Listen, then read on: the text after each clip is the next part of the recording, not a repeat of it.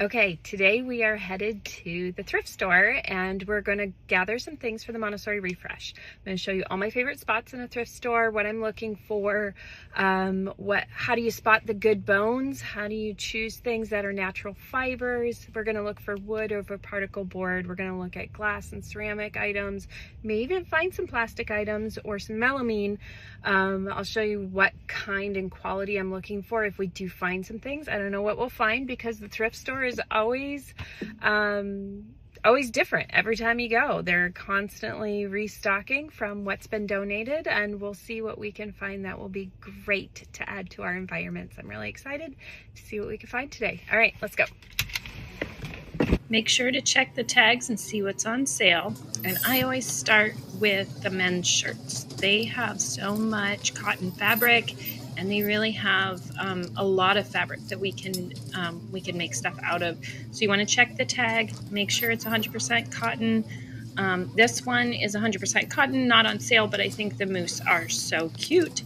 So I think we're gonna have to go ahead and get this. We'll keep looking for some flannel cotton so we can make some polishing cloths. Most thrift stores have so much variety in the men's shirts, you just are looking for the color combination you need. Now we'll look at some placemats. Placemats can be really great for making some packets for language cards or even math, word problems, all sorts of things that you may need in your environment. And they come in sets so you can make multiples. And then there's the wipeable placemats, which are good for art mats or other sort of practical life mats.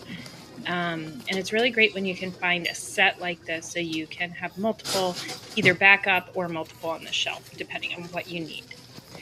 I also will look at napkins because they're often linen or cotton, but when they're in packs like this, I just can't tell what the contents are. So let's move on to some sheets and pillowcases. This is a great pillowcase. I love it. It's lined. And I think it's going to be 100% cotton. Let's just look at the tag, which is usually on the inside. Yep, there it is, 100% cotton. Okay, love that. And this is a sheet. It feels like cotton and the tag's a little washed off, but I think it's cotton, so we're going to go ahead and grab that. Sheets, flat sheets especially, have so much yardage and you can really do a lot with it. So just make sure that you check the tags on this stuff. Oh, I love this. This is a blanket. It looks like it's made from recycled fabric already, maybe scraps, but sewn together like a quilt, and just so much yardage and beautiful colors. So we'll grab that. This is a great one. It's got some embroidery already on it, except I can't think of what I would actually use this embroidery for, so I think I'll put it back. Okay, love this. This is a dish towel. So cute. Cotton dish towel. And then let's look at the purses. There are so many options in here. You can really imagine putting different sets of cards in here, or pieces that go with your math materials or whatever it is. You get them color coded. This one has a nice little hoop on the end so you could hang it if needed. And I always carry my tape measure with me because of this. So I find this cute bag. I think it'll be great, and I should measure it. Make sure that those cards will fit in there. So in dishes, there's always so many different ones.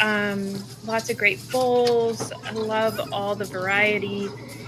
Just so many different things. It's usually good to, if you have a set in mind that you're trying to add to, but then once in a while there is a piece that you're like, I'm just gonna grab it because it's here now and I love it. I don't know what it's for. So metal trays, all sorts of things. You want to go through these bins. There's usually bags of toys like this, and right here is a whole set of wooden carpentry tools, and this would be great for a language activity for a toddler room. And then look at this, a great wooden toolbox. So we'll get that cleaned up and they should work together. So the furniture part is a little bit trickier, especially when we're looking to put it into a classroom. We want it to be durable, want it to last. We're also willing to, that reason I'm willing to pay a little bit more for it if it is real wood, but you know, $30 for a particle word thing. I could just pop over to IKEA, I guess. But I don't want to do that. I want to reuse. I don't want to buy new. I'm gonna see what else I can find and hit a different part of town in their stores. Here we are across town out of the closet, and they usually have furniture. Look at this. And I love this little table. It's gonna be perfect. I just need to measure and see. Yep, I think this could be a great little vanity. There's no bar across the front, so you can fit a little chair or stool in there. It's perfect. Let's check out the vintage store next door, because they always have, look at these handkerchiefs. They're so cute. And they always have all these little pieces that I love to look through. Trims, which are great. Fabric. This little metal pitcher, which will last, so I can pay a little bit more. But this one, this is porcelain. So thanks for coming along with me. Let's go